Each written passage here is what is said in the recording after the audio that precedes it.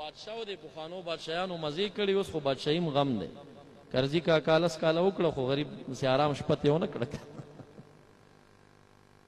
هر وخت په دې یری فدایي به کله رارسي. اوس خو غم دی.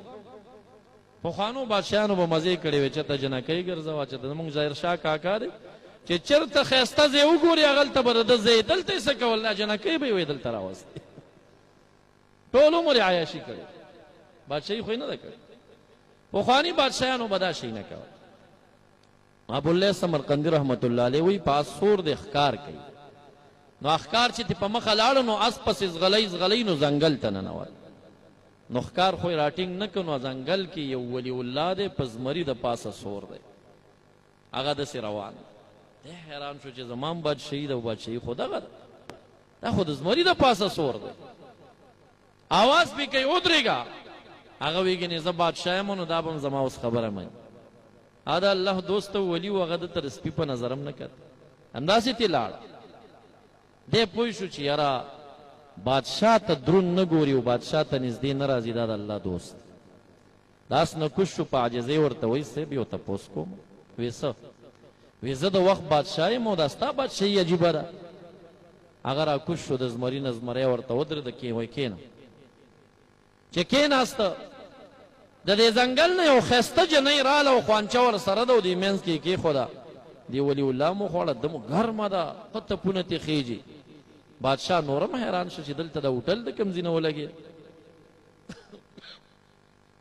نو ورته وایي شان ته دې قانع شومه، خو اوس مې پوه کړه چې دا څه قیصه ده. نو هغه ورته وایي، ولی الله ورته وایي چې کله الله دنیا پیدا کړه نو دې دنیا ته یې وویل چې ای دنیا چې کم چا زه پرېښودم تا پسې شو، نو ځان ورکوه خو داسې پسې ستړی که چې سم یې ستړی.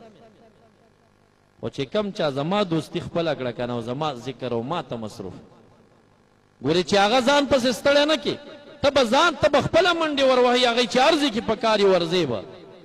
وایي دا ښایسته ښځه چې دې ولیده دا دنیا ده، دا الله ماموره کړې ده چې د اولیاو دپاره به ته ورځې. نو دا دنیا وه چې دا خوانچی ما ته راوړه، الله ماموره کړې ده. ولې؟ چې ما دنیا پرېښې ده، د اله العالمین ذکر په دې دشتو کې کوم او هېڅ کار مې بل نشته. زما معززو طالبانو، کتاب او مطالعه ښه خبره ده، خو په همغې کې للهیت ځان کې راولئ. صلاح الدین ایوبي رحمت الله علیه به 14 مدرسې ساتلې. یوه مدرسه کې 1 لاک طالبان به اوس، 14 لاکه طالبان ته به هغه لنګر ورکړ. یو ورځ یې وي چې په دې جهاد ډېر ستړی شومه، په دې ډېر ستړی شومه، نو راځئ چې د طالبانو باندې وګرځېږو چې لږ ټرېننګ پوښتنې خو وکړو چې دا څنګه طالبان. یوې مدرسې ته راغی، پوښتنه یې وکړه، وایي ته دا سبق څه دپاره وایي؟ وایي چې ښه غټ مولا رانه جوړ شي. بل ته یې وایي ته څه دپاره وایي؟ یاره هغه فلاني ته 500 طالبان کتاب کې ناست دي چې بیا ما ته هم ناست دي. ته څه دپاره وایي؟ یاره چې شاه فیصل جومات امامت راته میلوي شي، فلاني جومات. ټولو دا د دنیا سوچونه و پکې.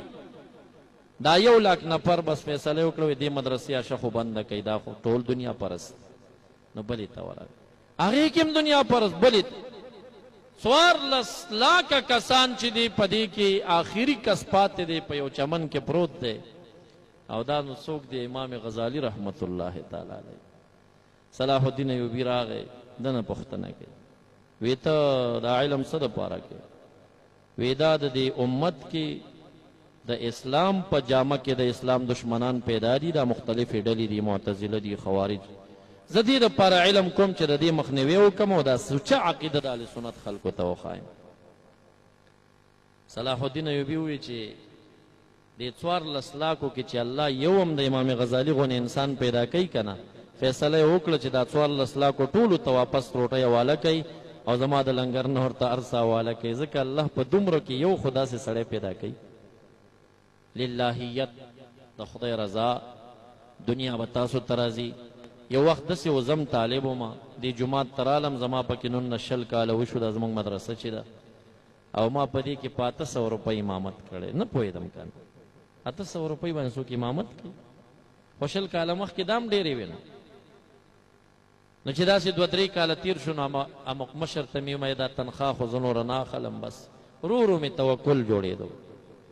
نو تنخوا مې پرېښوده، امق مقتدیان دي زما عزت کوي زما قدر کوي خلق په 10,000 روپۍ باندې مدرسین دي زما جمعې مانځه ته دومره میلمانه راشي د طالبانو بازو ته پته ده چې ما سره ستړي مشي کوي هغوی پیسې نو ما خو چاته نه دي ویلي چې پیسې راکوي هغوی په خپله راځي یقین وکئ 10,000 10,000 15,000 دا د جمعې ما ته خلک راکوي بغیر د دې میلادونو نه ښه د یوه جمعه د تیرې چهارشنبې نه دې چهارشنبې پورې زه پروګرامونو ته بیان ته تللی یم 95,000 روپۍ ما ته خلکو راکړي دا څیزونه خپله راځي په دې خپو ته خو لږ توکل برابر کوي او هر کار کې للهیت چې طالبي کوم سبق وایم زه به عالم کېږم زه به د اهل سنه والجماع د دې دین خدمت کوم دې دپاره به زه دا کار کوم ته ګوره چې د دنیا دا مالدار ستا خپو ته خدای تعالی راولي که نه یې راولي وما علی الا البلاغ وآخر دعوانا الحمد لله رب العالمين